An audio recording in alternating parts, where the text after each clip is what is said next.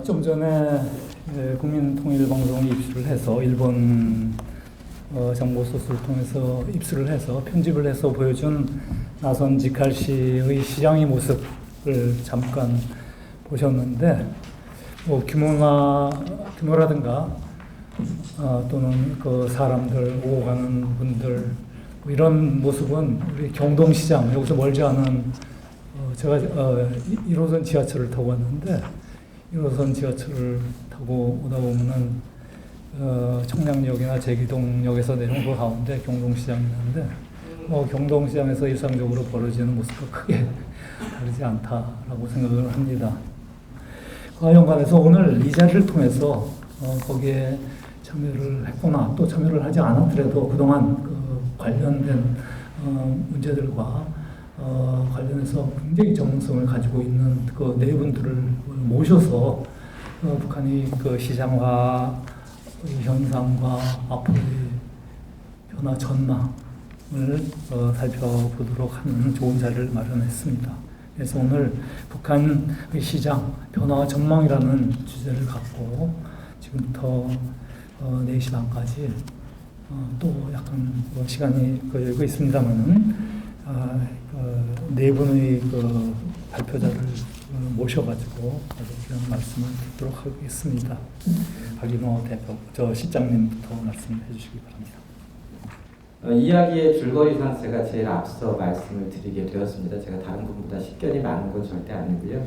먼저 이제 북한의 실태, 상황 이런 것들을 좀 얘기를 해야 뒤에 우리 전문가분들께서 더 명쾌한 분석을 하실 수 있기 때문에 제가 앞에서 개요 설명을 잠깐 해드리도록 하겠습니다.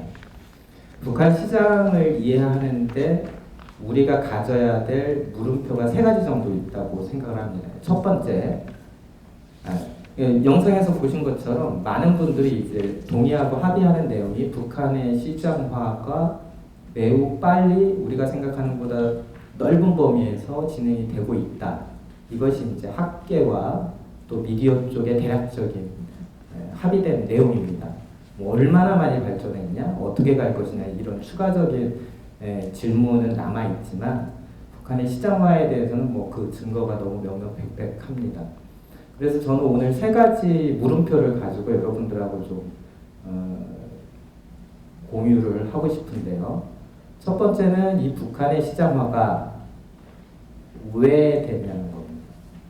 북한 정부가 원해서 된 건지 아니면 북한 정부는 원하지 않았는데 북한 인민들의 여러 가지 노력에 의해서 된 것인지 이런 것들을 좀 살펴볼 예정이고요.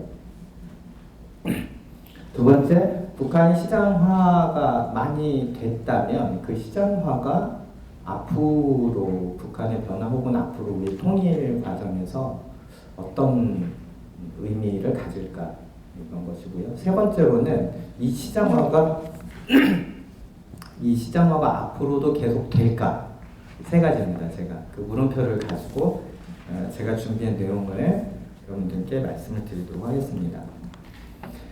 북한 시장화가 어떻게 여기까지 오게 됐을까라고 하는 것에 대해서 지난 10년간 대략 3가지 정도의 진단이 있었습니다. 첫 번째는 2002년 7일 경제 관리 개선 조치라고 하는 일종의 북한 당국의 경제 개선 로드맵의 일환으로서 종합시장이라고 하는 아이디어가 채택이 됐고 그것이 북한 당국으로부터 진행이 되었다. 1번. 2번.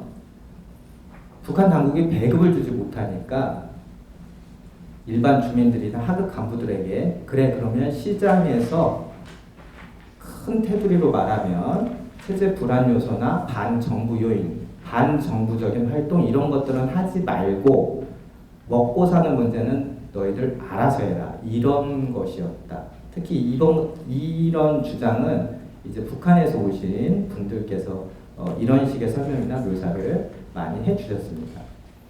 그리고 세 번째, 북한 당국이 시장을 허용해서 뭔가 처음에 계획을 가지고 시장을 유지했는데 그것이 주민들의 반발 혹은 북한 당국의 통제권을 벗어나면서 북한 당국이 원치 않은 방향으로 시장이 왔다.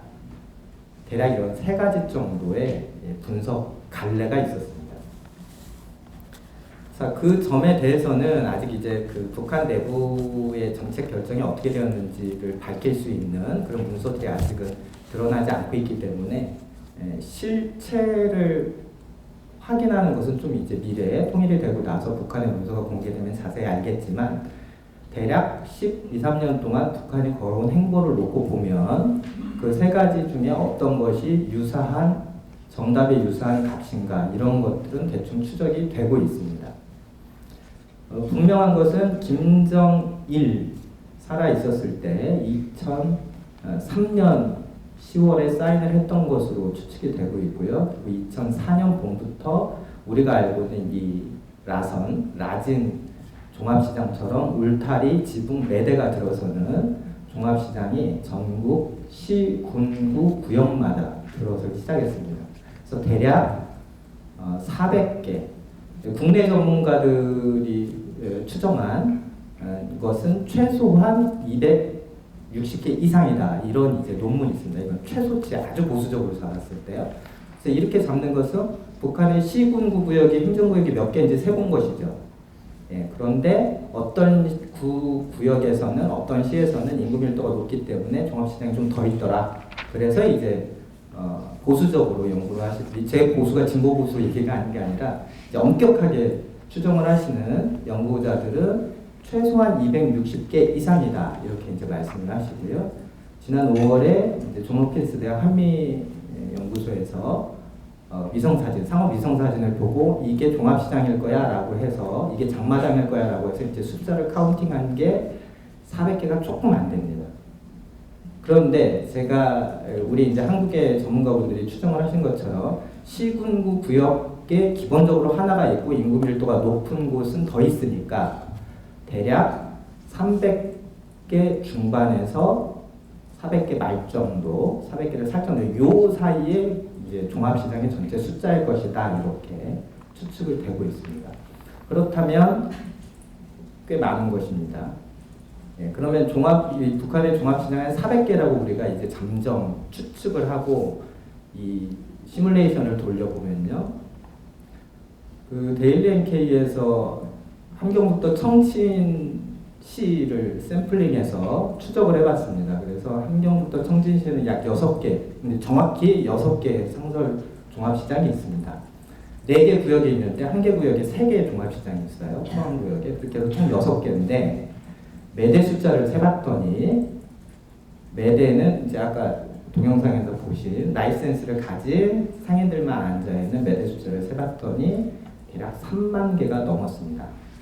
그것은 저희가 복수로 크로스체킹을 한 것이지만 학문적 검증 과정을 거치지 않았으니 제가 보수적으로 약 3만 개 이상이다 이렇게 말씀을 드리는 겁니다. 3만 개면은 아주머니 한 분이 장사를 하시면 3인 가족, 4인 가족 한 가정의 생계를 책임지겠죠. 그러면 매대만 3만 개라면 최소한 함경북도 청진에서 장사로 먹고 사는 가구 수가 10만 명을 헤아릴 수 있게 됩니다. 청진시 인구가 통계청 기준으로 말하면 62만 정도 됩니다. 10만이 넘으면 약 20% 정도가 매대 장사만 해서 먹고 사는 세대로 간주가 됩니다. 이런 식으로 시뮬레이션을 정확한 추정은 과학적으로는 할 수 없지만 우리가 상상을 해보자면 최소한 북한의 인구의 20% 정도는 최소한 매대 장사를 해서 먹고 사는구나. 그런데 보셨듯이 종합시장에는 매대 상에만 있는 게 아닙니다. 매대 부장을 못 받은 노점상도 있고 영상에서 나왔듯이 수레를 끄는 분들도 있고 외화를 거래하는 분도 있고 도매 장사하는 분도 있고 또 그런 장사하는 분들의 물류를 옮겨다 주는 서비스차, 철도 종사자 각종의 이해관계 당사자들이 다 모여 있습니다. 그렇다면 시장으로 먹고 사는 사람의 추정치는 더 커지겠죠. 자, 또 하나의 통계를 말씀드리겠습니다. 제가 그래도 이제 말씀에 적어놨는데요. 저희가 저희 이제 강미진 팀장님이랑 델리 NK에서 해산 농민 시장에 대해서 또 조사를 해봤어요. 매대가 한 4,000개 정도 있습니다. 그 김정은 시대에 늘었던 거예요. 김정일이 죽을 때만 해도 3,400개 정도 있었는데 김정은 4년이 지나면서 매대가 더 늘었습니다. 노점상하는 사람들까지 자리가 남는 마당 공간에 들어와서 장사를 해라. 그래서 매대 상인들이 늘었습니다. 그래서 한 4,000개가 되는데 매대 상인들한테 걷는 하루 자릿세가 최소 500원 원에서 최대 1,500원. 대충 반토막을 딱 치면 1,000원이 됩니다. 이 가격 차는 왜 생기냐면 비싼 물건을 파는 사람은 더 많은 자릿세를 내요. 텔레비전, 가전제품을 파는 사람들에게는 매대 자릿세를 더 받고요. 식량이나 팔거나 두부 같은 거 파는 이런 사람들, 채소 파는 사람들한테는 좀 덜 받습니다. 그래서 대충 1,000원 정도가 이제 중간값이 되는데 매대 4,000개에서 하루에 1,000원씩, 하루에 1,000원이 그럼 많은지 적은지 적습니다. 북한 쌀값이 보통 올해 이제 분포도를 보면 제일 비쌌을 때가 8,000원이고 제일 쌌을 때가 6,000원 전후입니다. 그럼 제일 쌌을 때 6,000원 전후라고 하면 하루에 쌀 1kg 값에 6분의 1밖에 안 되는 거죠. 1,000원이면. 그래서 1,000원이 북한에서 매대 장사하는 사람 입장에서는 큰 돈은 아닙니다. 그런 소액을 걷어들여서 해산 농민 시장이 1년에 확보할 수 있는, 그러니까 매대 수입으로 확보할 수 있는 쌀의 양이 대략 250톤 정도. 북한의 장마당이 400개라고 우리가 추정을 하면 시장 상인들에게 자릿세만으로도 한 10만 톤 정도를 앉아서 북한 당국이 획득할 수 있다. 자, 이 얘기는 이 10만 톤이 정확하냐 정확하지 않냐가 아니라 북한 내부의 경제 규모가 20년 전에 비해서 상상할 수 없을 정도로 커졌다는 겁니다. 심지어 북한 당국도 시장을 유지하면서 부가적인 수익을 얻을 수 있을 정도로 종합시장 규모가 커졌다. 그걸 제가 이제 설명을 드리는 겁니다. 그런데 우리가 뭐 북한하고 인도적 지원 얘기할 때 지난 MB 정부 때 자주 나왔던 얘기가 옥수수 5만 톤이었죠. 옥수수 5만 톤 주고 협상할래? 이런 제안을 많이 했는데 이제 과연 북한이 우리가 생각하는 그런 제안들을 과연 받겠느냐. 굶어 죽어가던 북한이라면 모를까. 이제 그런 절대적인 빈곤을 넘어서 일정하게 이제 시장 발전이라고 하는 것이 북한의 현실을 반영하는 조건에서 좀 우리가 좀 생각을 달리해야 되고 북한에 대한 전략을 다시 짜야 되는 것 아니냐. 이런 이제 물음표를 남겨주는 상징적인 수치라고 생각을 합니다. 자, 제가 시장이 어디서부터 발전을 했느냐라고 하는 것에 대해서 세 가지 추정치가 있다고 말씀을 드렸고요. 그다음에 북한의 시장 발전 상황이 어느 정도 수준인가를 북한에서 도대체 몇 명이 인구 비율로 몇 명이 시장을 통해서 먹고 사냐와 이 시장을 통해서 북한 당국이 누릴 수 있는 준조세죠. 사실은 매대 자릿세라는 게 준조세 성격이 있습니다. 그 정도가 어느 것인가 이 두 가지를 보여드렸습니다. 제가 이제 발언 시간이 한 3분 정도 남았는데요. 마지막으로 제가 드리고 싶은 얘기는 그러면 북한의 이런 시장화가 김정은 시대에 계속 될 건지 아니면 또 김정은이 김정일처럼 이래서는 안 되겠다, 이거 마음에 안 든다 해서 기존의 시장의 흐름들을 중단시키거나 역전시키려고 할지 궁금하시죠? 사실은 김정은이 어떤 선택을 할지는 지금으로서는 확언하기는 어렵습니다.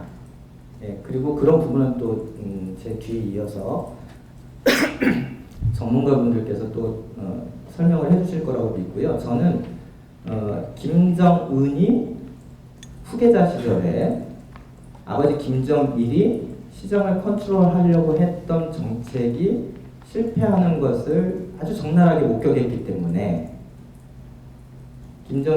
김정은이 다시 아버지처럼 시장을 통제하거나 시장을 축소시키려는 시도를 함부로 하기는 어렵다라고 하는 추정치를 여러분들에게 드리는 겁니다. 2009년부터 2010년까지 시장과 관련해서 북한에서 커다란 조치가 있었습니다. 첫 번째는 2004년에 만들어진 상설 종합시장. 전문가들께서 쓰시는 용어로도 방금 보신 낮은 시장을 상설 종합시장 혹은 종합시장이라고 부릅니다. 왜냐하면 시장 이렇게 얘기를 하면 뭐 노동시장, 뭐 서비스 시장 이런 거랑 좀 혼동이 되잖아요. 그리고 이제 장마당이라고 하는 이제 북한식 용어를 또 쓰시는 분들도 있는데, 장마당은 거래가 이루어지는 특정 장소를 총칭하는 말이에요. 북한 분들이 그렇게 쓰시는 거죠.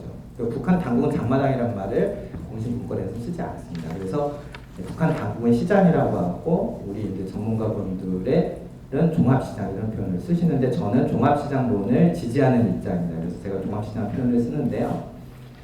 2004년에 종합시장이 들어선 이후에 김정일은 일관되게 종합시장을 축소시키거나 없애려고 노력을 했습니다. 그 정점이 2009년이었어요.